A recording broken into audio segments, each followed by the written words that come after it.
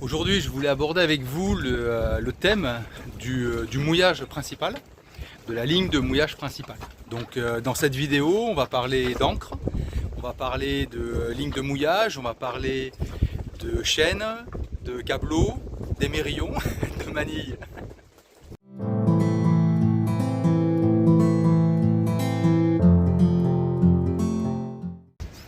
Bienvenue sur Ikigai Voyage, la chaîne où on parle de voile, de voyage et de changement de vie.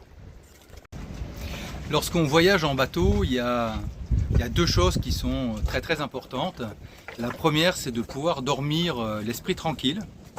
Et la deuxième, c'est de pouvoir laisser le bateau pendant une demi-journée, une journée, pour se balader, pour visiter en toute sérénité. Alors ces deux choses-là sont conditionnées par une chose spécifique, c'est la ligne de mouillage. C'est-à-dire qu'il faut que absolument le bateau soit bien accroché au fond et qu'il ne parte pas à déraper sur du vent ou du courant. Alors concernant cette ligne de mouillage, ce mouillage principal a fait couler énormément d'encre. C'est un sujet de conversation inépuisable pour les voileux, pour ceux qui voyagent, avec des avis parfois très tranchés. Ce que je vous propose dans cette vidéo, ça va être de reprendre tous les éléments de la construction d'une ligne de mouillage et puis ensuite de voir quels sont nous les choix qu'on a fait sur Ikigai. Alors cette ligne de mouillage, elle est constituée d'une encre, d'une chaîne, d'une liaison entre l'encre et la chaîne, qui peut être un émerillon, qui peut être une manille, et puis la chaîne peut être reliée directement au bateau, ou bien être reliée au bateau par l'intermédiaire d'un cordage. Et on va avoir différents types de cordages, des cordages qui vont être toronnés ou non. Bon, on va commencer par l'élément le plus important, enfin le plus important, c'est pas forcément le plus important parce qu'ils ont tous leur rôle à jouer, mais en tout cas celui auquel on pense souvent en premier quand on parle de ligne de mouillage, c'est l'encre. On pourrait imaginer que toutes les encres se valent et que toutes les encres ont à peu près la même forme. Or, c'est pas le cas. Les encres, ce qui va caractériser une encre, ça va être en premier lieu sa forme. Ensuite, elle va être caractérisée par son poids. Et puis, un autre élément qui va la distinguer, ça va être, qui va les distinguer les unes des autres, ça peut être aussi la surface de la pelle, en fait, de la partie qui va s'enfouir. Alors, je vais vous épargner la liste de toutes les encres qui existent, il y en a quand même beaucoup. On a trois grandes familles, les encres plates, comme les Britannies, les encres charrues, comme la CQR ou la Spad ou la Mantus. On va avoir également les encres grappins. Voilà, elles sont plus ou moins adaptées, chacune de ces familles est plus ou moins adaptée à un type de sol ou à un type de bateau. Alors, le point commun entre toutes ces encres, c'est un peu leur structure. Elles ont toute une verge, c'est la barre qui va relier la pelle, la partie qui s'enfonce, certains disent les pattes, à la chaîne. Et puis ce qu'on appelle le diamant, ce qui est l'extrémité de l'encre sur laquelle on peut frapper un aurin, c'est-à-dire attacher une corde avec une bouée en haut qui permet de dégager l'encre lorsqu'elle est prise ou de signaler l'encre sur un mouillage. Alors, les encres aiment bien le sable, aiment bien la vase. Par contre, pas trop les rochers, et puis pas trop lorsque le gravier par exemple, où finalement on est sur des choses un peu grossières, l'accroche se fait moins bien. Alors c'est valable pour les encres plates, c'est valable pour les encres charrues. L'encre grappin, j'en parle pas parce que pour moi elle manque quand même d'efficacité. Alors à la limite on pourrait la garder pour un dinghy, et si je devais la garder pour un dinghy, je l'utiliserais pas pour la planter dans le sable, dans l'eau, mais pour la planter dans le sable sur la plage. Alors ce qui n'est pas évident aussi quand on parle des encres, c'est que les propriétaires d'encre sont souvent très satisfaits de leur encre et donc ont tendance à défendre finalement leur encre. Il y en a qui ont des encres plates, bon, ils sont très contents d'avoir des encres plates,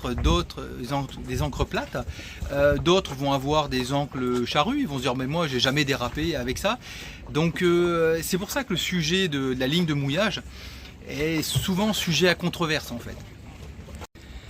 Alors concernant l'encre plate, alors l'encre plate c'est, vous savez, l'encre lorsqu'on la pose à plat, elle tient dans un coffre à plat. C'est-à-dire que la verge est articulée et puis les deux pattes sont parallèles au sol. Alors cette encre là, ce qu'on a pu remarquer quand même, c'est que quand elle se décroche, elle avait du mal à se replanter. Alors elle a un avantage, hein, c'est que comme la verge est articulée verticalement, elle peut supporter une tension de chaîne qui va la ramener un peu vers le haut sans qu'elle décroche. Mais lorsqu'elle a décroché, elle a du mal à replanter. Les encres de type charrue, que ce soit les anciennes CQR ou les nouvelles, hein, comme la Rockna par exemple, sont des encres qui vont, elles, par contre, chercher à s'enfouir dans le sable. Et là, plus la ligne de mouillage va être longue, plus le travail va se faire horizontalement, et donc plus l'encre va aller chercher à s'enfouir au fur et à mesure qu'on va lui tirer dessus. Alors tout à l'heure je disais que la forme était importante parce que la forme elle va déterminer aussi la capacité d'une encre à se retourner pour se poser dans le bon sens lorsqu'elle touche le fond, et puis elle va déterminer aussi sa capacité à s'enfouir. Et actuellement ce que cherchent les fabricants sont des encres qui vont avoir cette capacité à s'enfouir au fur et à mesure que l'on va tirer sur la chaîne. Le deuxième élément d'une encre, c'est son poids. Alors le poids de l'encre est important parce qu'il va déterminer la capacité de l'encre à descendre rapidement au fond, c'est-à-dire à lui éviter de planer et dans la descente et dans la traînée, hein, si on est amené à traîner l'encre. Et puis le poids va déterminer aussi la capacité de l'encre à s'enfouir rapidement. Et ce que cherchent actuellement les fabricants pour favoriser l'enfouissement, c'est que le maximum de poids soit posé sur la pointe de l'encre. Voilà, donc si on veut tester cette capacité-là, c'est assez facile, il faudra avoir une balance ou simplement avec la main, on pose la pointe de l'encre sur la main ou sur la balance et on voit quel est le ratio concernant la quantité de poids répartie sur cette pointe là. Alors actuellement on est entre 30 et 50%. Alors le dernier élément par rapport à ce triptyque en fait, hein, la forme, le poids, c'est la surface de l'encre, parce que une fois que l'encre elle est piochée, qu'elle est plantée dedans, ben évidemment si l'encre a une surface importante, elle va s'accrocher. C'est comme si on imaginait planter un crochet dans le sable. C'est sûr que quand on plante un crochet et qu'on plante une pelle, la pelle elle va offrir une plus forte résistance à la traction. En définitive, ce qu'on va demander à notre encre, c'est de descendre rapidement, de ne pas planer, de s'enfouir facilement et une fois enfoui, d'offrir un maximum de résistance. Donc il nous faut une encre qui soit lourde et une encre qui a un maximum de poids sur la pointe et une encre d'une certaine superficie. Avant de parler de la chaîne, je vais parler de la liaison encre-chaîne. Alors traditionnellement, cette liaison se faisait par une manille. Alors on a deux types de manilles. On va avoir des manilles, alors je vais vous montrer. Voilà. Des manilles comme celle-ci. Voilà. Alors qui vont se serrer à partir de là. Donc celle-là, elle a un avantage, c'est que une fois serrée, on peut lui passer un petit fil de fer inox pour bloquer et faire ensuite qu'elle ne se défasse pas. Et puis on a ce type de manille là. Bon là c'est un format un petit peu plus petit qui elle va se serrer avec un embout Torx ou une clé ici une clé Allen. Cette manille elle est très bien, hein. Simplement il faut penser que cette partie là, en fonction de la taille du davier, de la forme du davier, peut venir coincer ici. Voilà. Donc on a tendance à leur préférer des manilles qui vont avoir cette forme là. Comme ça là il n'y a rien qui dépasse. Par contre celle-ci n'irait pas, parce que lorsque vous allez mettre votre manille, il faut que la manille soit une taille au-dessus de la taille de la chaîne. Si c'est une chaîne de 10, il faut mettre une manille de 12.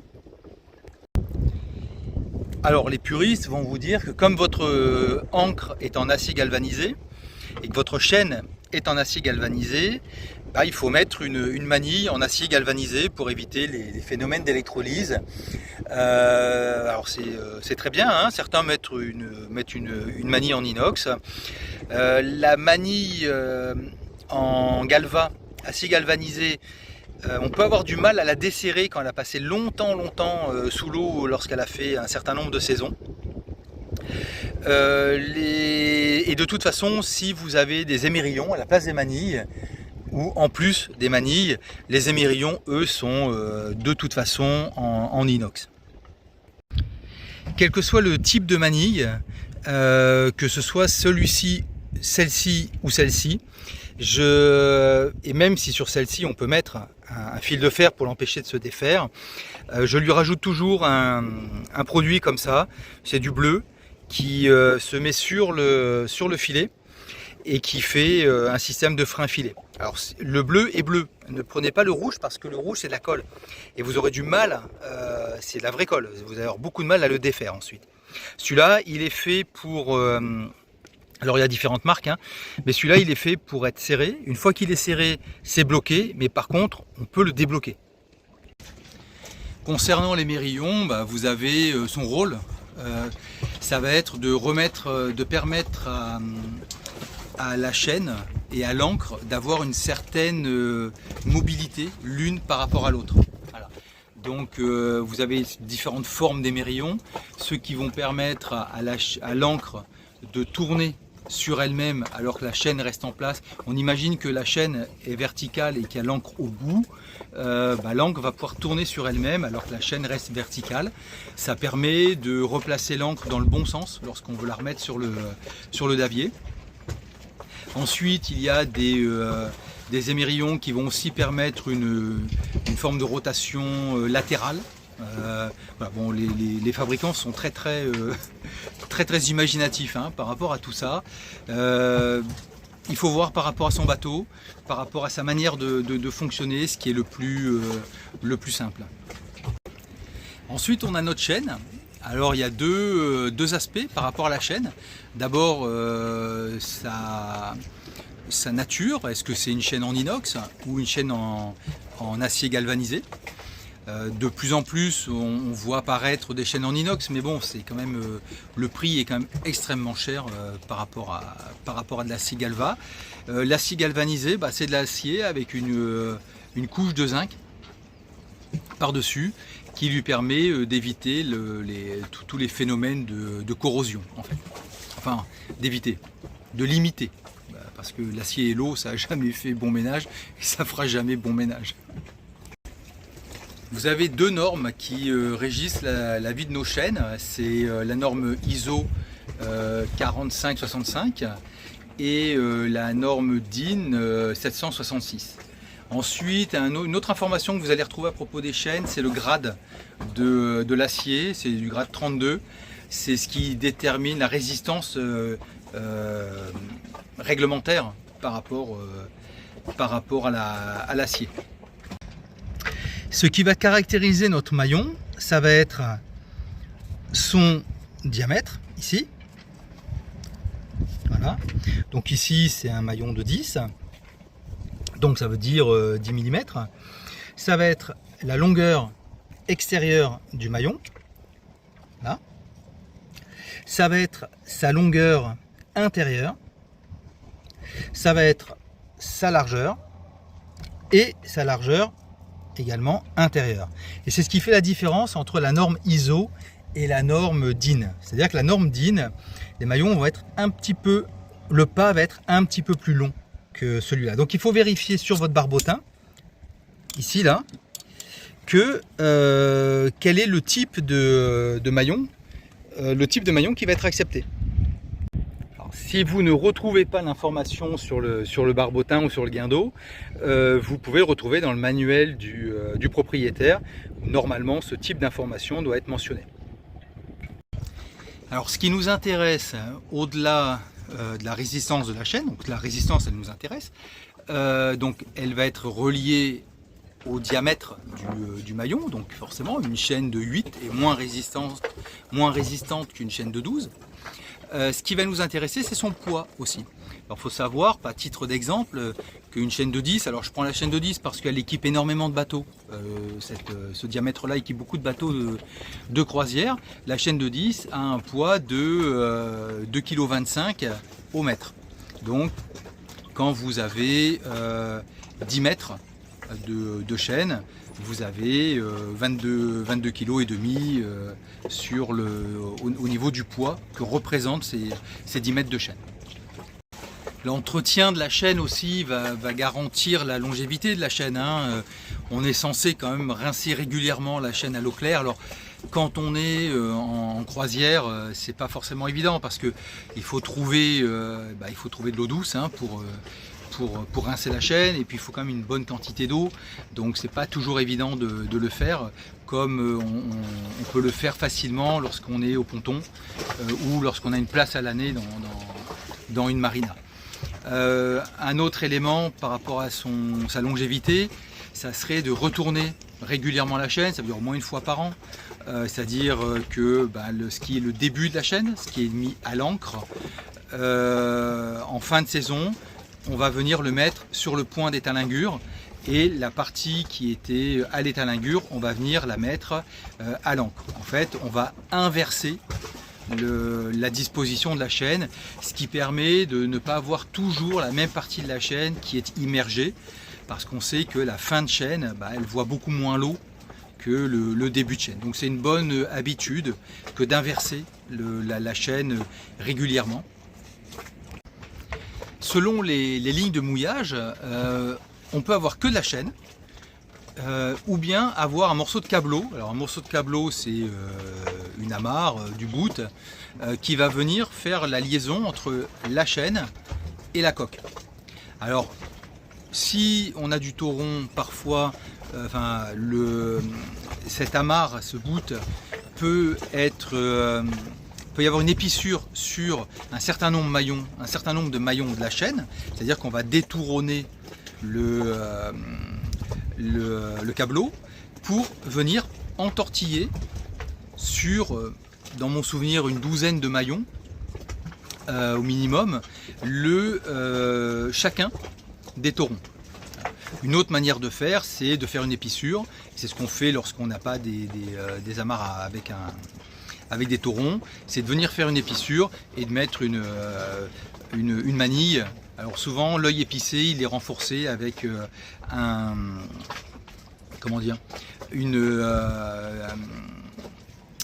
œil inox pour prévenir les phénomènes d'usure.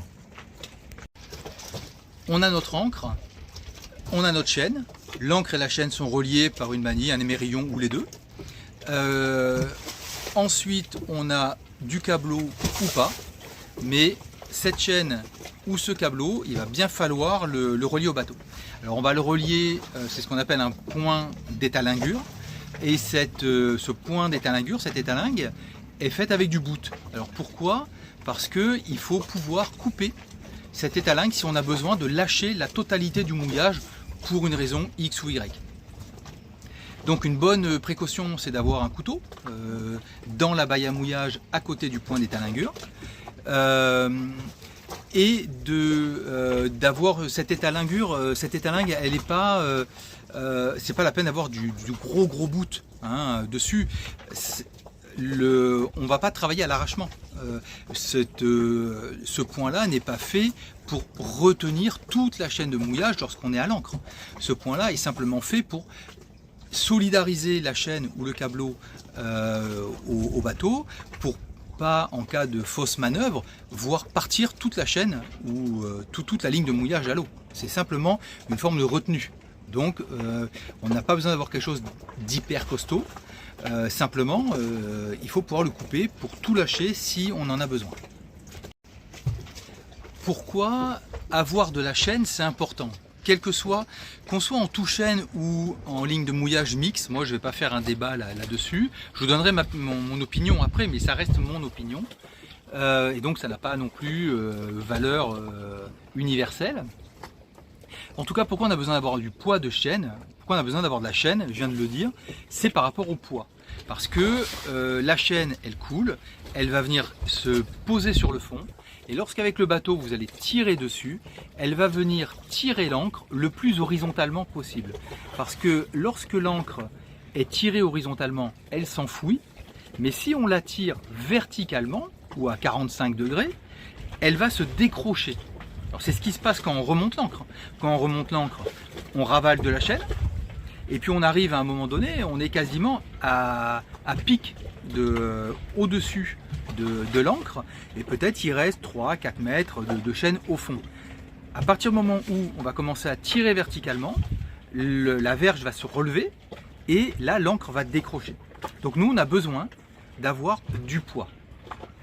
Et ce poids est donné par la chaîne. Alors ce qu'on entend, il faut mouiller 3 fois, 5 fois la hauteur d'eau. Pourquoi? Simplement parce que ça permet d'avoir une longueur de chaîne telle que lorsque le bateau va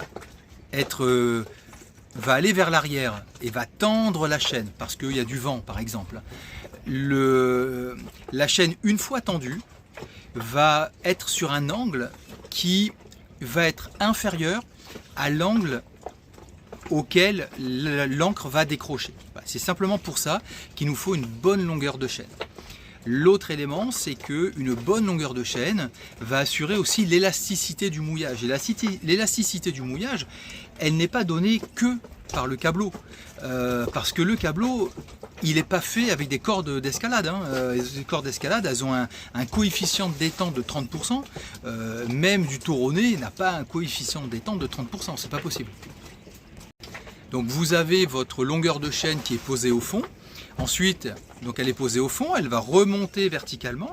Quand le bateau va reculer, eh ben, la chaîne va se tendre, mais il y en aura toujours suffisamment au fond, aligné comme ça sur le fond, pour que l'ancre tire horizontalement. Donc la longueur de chaîne est importante par rapport à la hauteur d'eau pour maintenir une traction horizontale ou le plus horizontale possible, même quand le vent va monter. Alors on arrive maintenant à la partie, nous, qu'est-ce qu'on a fait sur Ikigai? Alors ce qu'on a fait sur Ikigai, c'est simple. On a pris l'ancre la plus lourde que pouvait porter le bateau. Alors attention, plus lourde que pouvait porter, on pourrait mettre une ancre de 150 kg, vu qu'on a 200 kg de chaîne, c'est pas un problème. Mais quand je dis l'ancre la plus lourde que pouvait porter le bateau, c'est celle qui permet au bateau de rester en sécurité, efficace en navigation et dans les vagues. Donc forcément, c'est pas non plus l'ancre la plus large du marché ou une ancre de paquebot. Nous, notre ancre, elle fait 65 livres, c'est-à-dire autour de 30 kg. Pour un bateau de 12 mètres, c'est une bonne taille. Je vois beaucoup de bateaux avec des ancres sous-dimensionnées. Et ce qui est vraiment incroyable, c'est que les raisons pour lesquelles on ne change pas l'ancre. Et très souvent, lorsque j'ai discuté avec les personnes autour de moi, et la personne me dit, je sais pas, elle était là quand j'ai acheté le bateau. Ça, c'est quelque chose que je trouve très étonnant. Parce que votre meilleure assurance, c'est pas votre assureur. Votre meilleure assurance, c'est votre ligne de mouillage, c'est votre ancre, vos compétences techniques, et puis l'entretien que vous portez à votre bateau. L'encre que nous avons, c'est une Mantus M2. Voilà. On en est satisfait. Deux choses si vous avez si vous achetez ce type d'encre. Alors, j'ai pas de lien avec Mantus ou quoi que ce soit. L'encre, moi, je l'ai payé. Donc, c'est pas du tout. Je suis pas de la pub pour Mantus. Ceux qui ont des Rockna sont contents. Moi, j'en ai pas. Donc, je peux pas parler de la Rockna. Mais je parle de l'encre que j'ai. Si vous achetez ce type d'encre, faites attention parce qu'il y a une encre qui se monte. Donc, la verge et la pelle sont dissociées. Il faut monter les deux. Il y a deux choses où vous pouvez passer à côté, c'est monter la pelle à l'envers, donc là du coup vous n'allez pas accrocher, et vous verrez également sur la verge qui est comme ça, il y a une sorte d'ergot quand on le clipse et qu'ensuite on passe le boulon, alors comme ça paraît un peu abstrait, mais je ferai une vidéo où je le montrerai, mais quand vous avez l'encre Mantus, vous le voyez clairement. Simplement pensez à ce que l'ergot, une fois la pelle solidarisée par le boulon avec la verge, ne dépasse pas en dessous de l'encre, parce que là aussi votre encre, la pelle va avoir un angle trop fermé par rapport à la verge et elle ne va jamais crocher. Donc voilà, ce sont les deux points sur lesquels il faut faire attention avec cette encre. Ensuite, sur Ikigai, on est tout chêne. Voilà, on n'a pas de câbleau pour deux raisons. C'est que quand on regarde les tests qui sont faits en termes de tenue, on va tester des encres identiques avec une configuration tout câbleau, une configuration tout chêne, une configuration mixte câbleau chêne. On s'aperçoit que ce qui résiste le plus longtemps à la plus forte traction, c'est le tout chêne. Donc moi, nous on a décidé sur Ikigai de rester sur du tout chêne. Le deuxième élément par rapport au tout chêne, c'est que j'entends des personnes me dire oui, l'élasticité. L'élasticité, elle n'est pas tellement dans le câbleau. Il y a une élasticité dans le câbleau, ça je le nie pas, hein. Je ne dis pas qu'il n'y a pas d'élasticité. Je dis que l'élasticité principale d'une ligne de mouillage, c'est l'arrondi que fait la chaîne et le poids de la longueur de cet arrondi, le poids de la chaîne qui va donner, lorsqu'elle va se tendre, qui va donner l'élasticité au mouillage. Voilà, c'est l'élasticité principale d'une ligne de mouillage. Un autre point par rapport au tout chêne qui me fait relativiser quand même la partie mixte, c'est que j'ai des personnes qui me disent oui, moi j'ai 50 mètres de chaîne et puis 30 mètres de câbleau et je mouille en 3 fois la hauteur d'eau. D'accord ? 3 fois la hauteur d'eau, donc si tu mouilles dans 5 mètres, ça fait 15 mètres de chaîne. Si tu mouilles dans 10 mètres, ça va faire 30 mètres de chaîne. Mais là, tu n'es pas du tout sur le câbleau en fait. Lorsque tu vas avoir mouillé, tu vas mettre ton snubber, ton amarre avec ton crochet sur ta chaîne, et c'est ce bout d'amarre qui fait 3 mètres ou 4 mètres qui va lui donner de l'élasticité de type câbleau. Voilà. Donc les personnes qui ont souvent une ligne mixte, une ligne de mouillage mixte, finalement les 50 mètres de chaîne, ils ne les sortent pas. Donc finalement ils se retrouvent comme s'ils avaient que du tout chêne. Le dernier point par rapport à la chaîne, c'est la longueur de chaîne qu'on a. Alors nous sur Ikigai on a 100 mètres. 100 mètres de chaîne de 10, donc le calcul est vite fait, hein. Ça fait 225 kg de chaîne, plus 30 kg d'encre. On a 100 mètres parce que déjà et d'une, moi je mouille toujours quasiment systématiquement avec 5 fois la hauteur d'eau. Donc ici dans les Caraïbes, on a mouillé des fois dans 3 mètres d'eau, 4 mètres d'eau, mais des fois dans 10 mètres, des fois dans 15 mètres. 15 fois 5, on est à 75 mètres quand même. Donc ça fait vite de la chaîne. Alors je sais qu'en France, on est plutôt sur 3 fois la hauteur d'eau. Les anglo-saxons sont plutôt sur 5 fois. Les Français ne sont pas non plus majoritaires sur l'eau. Donc je ne suis pas convaincu que la plupart des bateaux qui sont autour de moi là, ou sur je ne sais pas combien de bateaux, peut-être une trentaine, je ne suis pas convaincu qu'il y ait 25 Français. Et puis je ne peux pas non plus aller faire le tour de tous les bateaux pour leur demander quelle longueur de chaîne ils ont mis. Simplement parce que des fois quand on arrive, soit il fait nuit, soit les gens ne sont pas sur les bateaux, soit c'est le petit matin. Et je ne vais pas aller les réveiller pour leur demander. Quand vous choisissez de manière à peu près stratégique votre mouillage et que vous faites votre manœuvre de mouillage dans les règles, nous on n'a jamais eu de problème d'évitement. On ne s'est jamais retrouvé sur un bateau on n'a jamais retrouvé un bateau qui est venu sur nous.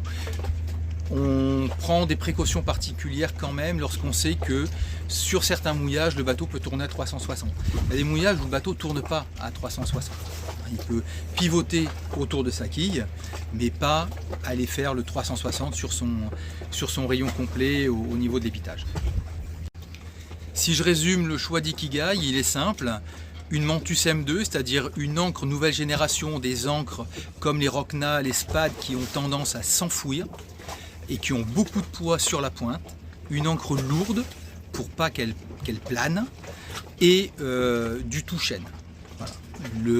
C'est la décision qu'on a prise. Alors encore une fois, je sais que c'est pas le choix de tout le monde, que beaucoup de personnes ont fait des choix différents, qu'ils ont de très bons arguments par rapport à ça.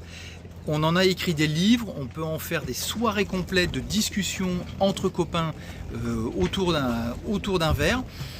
Voilà, moi je vous partage nos choix et les raisons pour lesquelles on a fait ces choix.